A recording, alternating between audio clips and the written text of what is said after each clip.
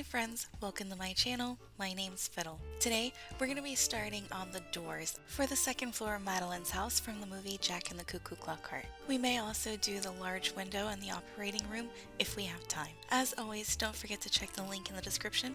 That will take you to the Scavenger Hunt where you can find the list of materials and free printable patterns so you can make this stuff too.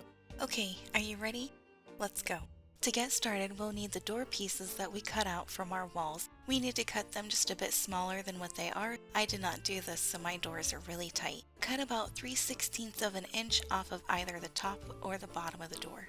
Then apply masking tape along one of the long sides. If your corrugation is right up against the edge, don't worry about it. But if you've got that gap and your corrugation is set in further, take a barbecue stick and stick it inside the edge and fold the tape over it. This helps stabilize the door and prevent it from getting squishy on the end. Trim off the excess and repeat the process for all the doors.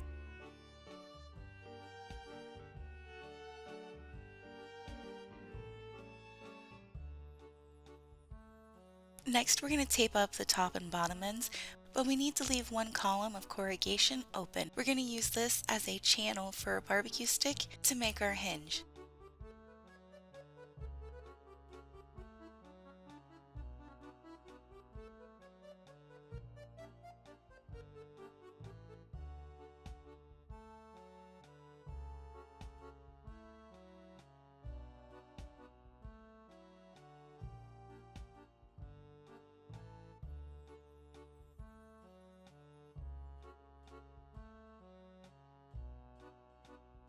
Now we need to paint the edges brown so when we add our paneling, it'll blend in.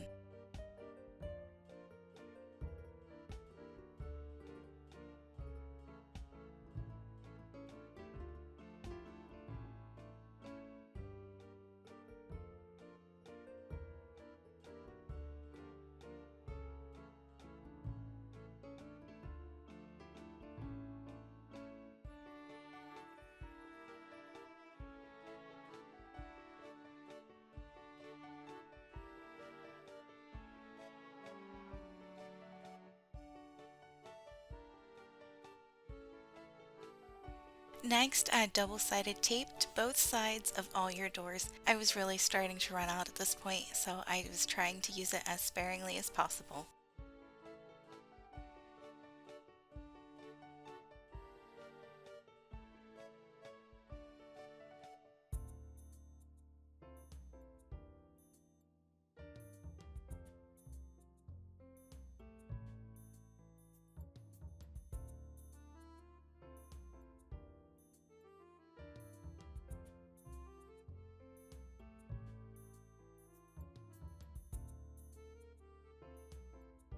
Peel off the tape backing and stick the wood paneling to it. Then trim off the excess. Add paneling to the front and back of all the doors. Then go over all the edges with one more coat of paint. And while we're waiting for all the doors to dry, we can move on to cutting out all of our wood panels. We need 20 of each shape, 80 panels in all. And boy was my hand tired after cutting them all out. But that's okay, I powered through it. And I think they turned out pretty good for my troubles, especially considering what they're made out of.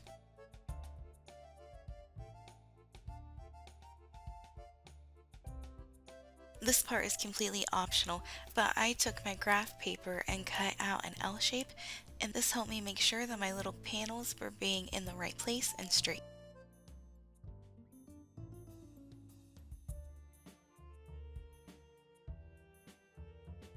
Then using our pattern and L shape, glue our panels onto the doors. Repeat the process until you have all the door panels in place.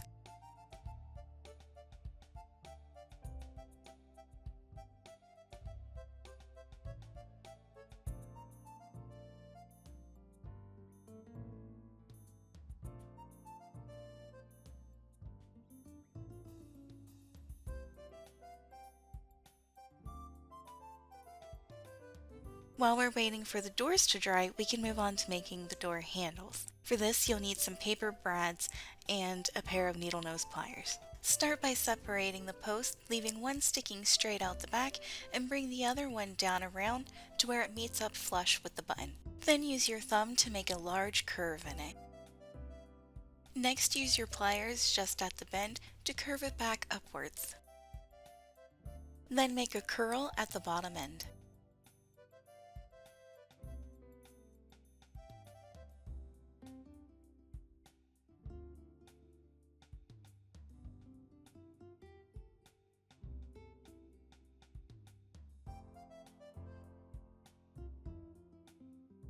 Then trim the other post about 1/4 of an inch long, and now you have an easy to make fancy doorknob, and you'll need 10 of these in all, one for each side of each door. Now that we have the handles done, we need to make backing plates for them. Using graph paper as a pattern, cut a piece out that is roughly 2 squares wide and 4 squares long. If you don't have graph paper or don't want to use graph paper, that's 1 inch long and 1/2 inch wide. Transfer the pattern onto poster board and you'll need 10 in all.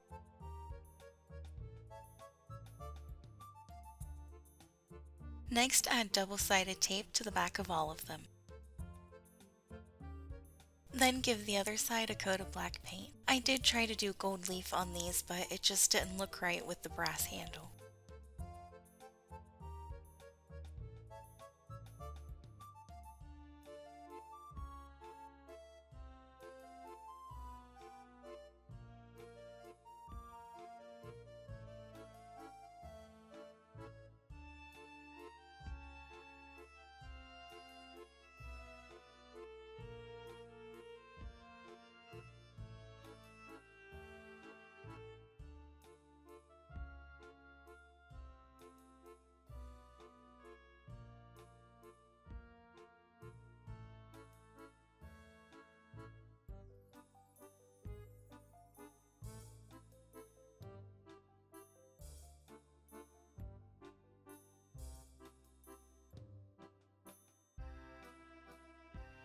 Once all of our pieces are completely dry, we need to cut a slit about the width of the post and poke it through the hole.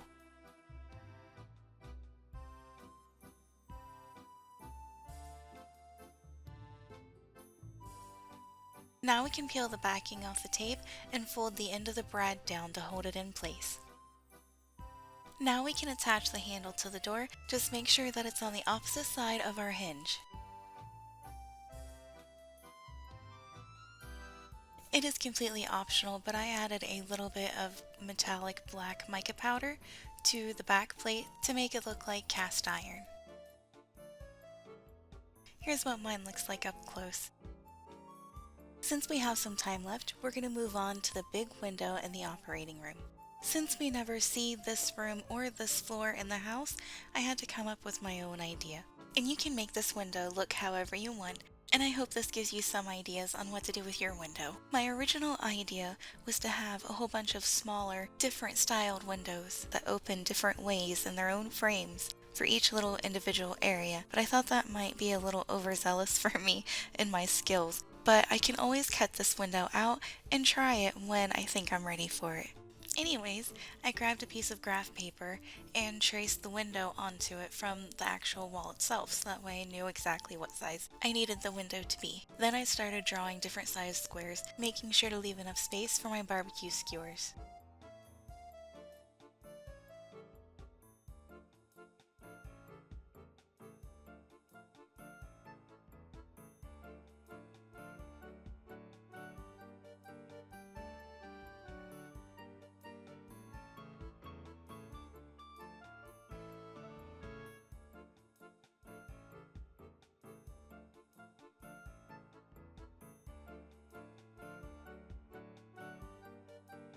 Once I had it all planned out, I taped it to a piece of poster board and used my craft knife to cut out the squares.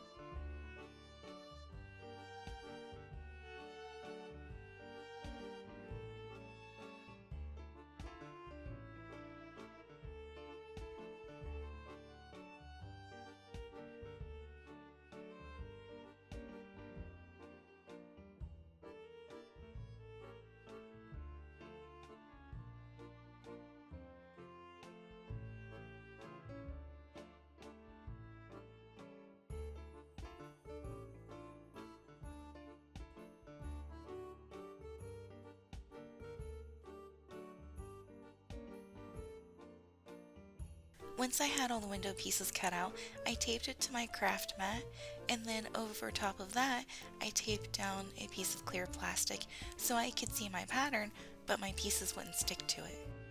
Then I laid my wall over top of the plastic. I'm going to build it directly in the frame so I don't have to try to worry about fitting it in later. Now I can move on to measuring and cutting all of my sticks.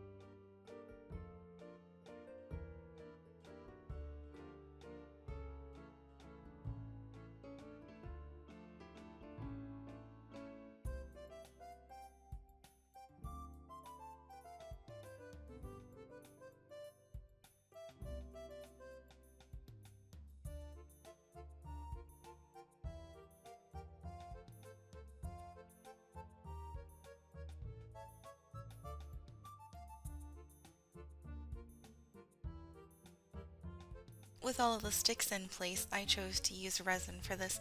Wood glue would honestly be better, but I'm out at the moment.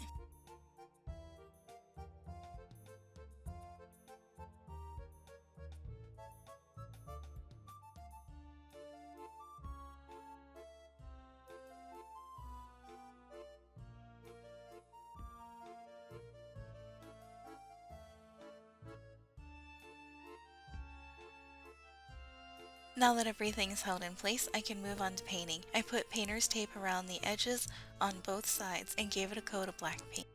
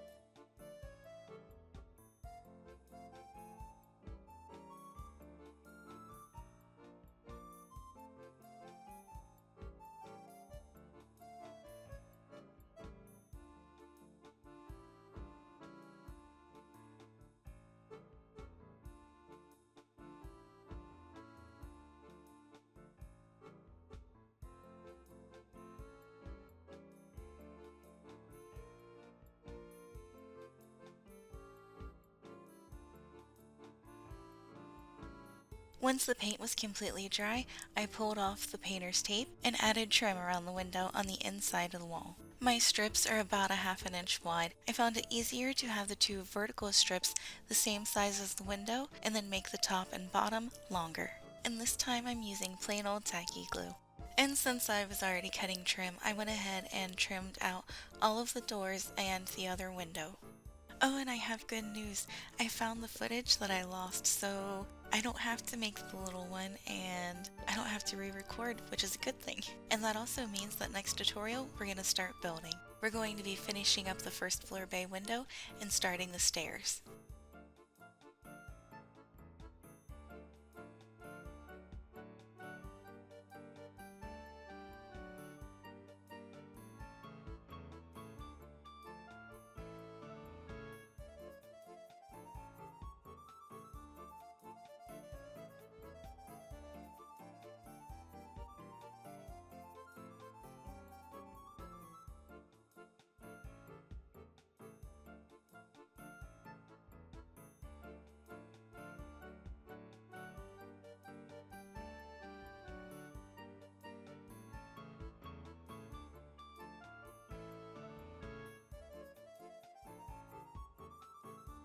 The last thing left to do is add the clear plastic on the other side of the window using double-sided tape.